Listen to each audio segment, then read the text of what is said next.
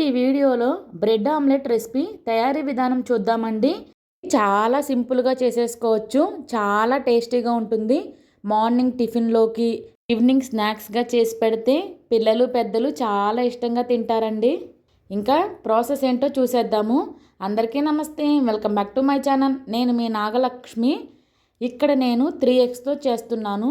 ఇలా ఒక బౌల్ తీసుకొని ఒక మీడియం సైజ్ ఆనియన్స్ని ఎంత వీలైతే అంత చిన్న ముక్కలుగా కట్ చేసి యాడ్ చేసుకోవాలి. అందులోనే ఒక పచ్చిమిర్చిని కూడా చాలా చిన్న చిన్న ముక్కలుగా కట్ చేసి యాడ్ చేసుకోవాలి. నా వీడియోస్ నచ్చితే లైక్ చేయండి. ఇందులో రుచికి సరిపడినంత సాల్ట్ని యాడ్ చేసుకోవాలి. రుచికి సరిపడినంత కారాన్ని యాడ్ చేసుకోవాలి.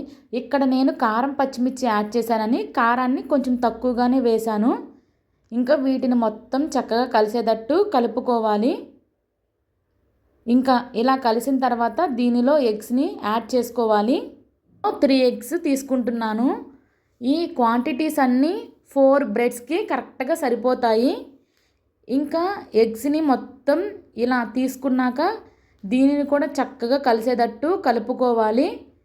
ఈ ఎగ్స్ అన్నీ మొత్తం ఆనియన్స్తో చక్కగా మిక్స్ అయిపోవాలి. ఆ విధంగా మనం దీనిని కలుపుకోవాలి. ఇలా కలుపుకొని దీనిని పక్కన పెట్టేసుకోవాలి. తర్వాత పొయ్యి మీద ఒక పెనం పెట్టుకొని దానిలో కొంచెం ఆయిల్, ఎక్కువ కాకుండా కొంచెం స్ప్రెడ్ చేసుకోవాలి. వీడియోలో చూపిస్తున్న విధంగా ఇలా స్ప్రెడ్ చేసిన తర్వాత ఇంకా బ్రెడ్స్ని దీని మీద పెట్టాలి.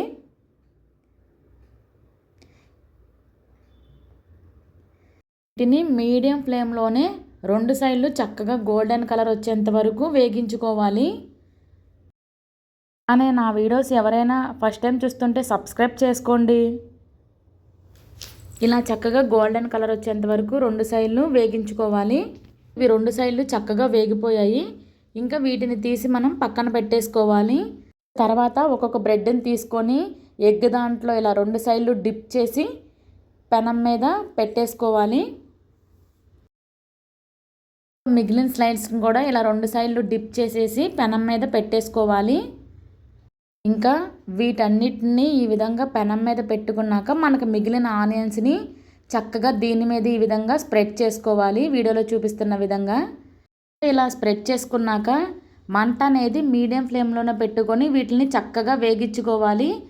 మంట హై ఫ్లేమ్లో పెడితే మొత్తం మాడిపోతాయి. 3 minutes తర్వాత దీనిని తిప్పుకోవాలి. కింద వైపు చక్కగా వేగింది. అలానే వేరే సైడ్ కూడా ఒక 3 minutes ఉంచితే సరిపోతుంది. ఇంకా రెండో సైడ్ కూడా చక్కగా వేగిపోయింది. స్టవ్ ఆఫ్ చేసేయాలి.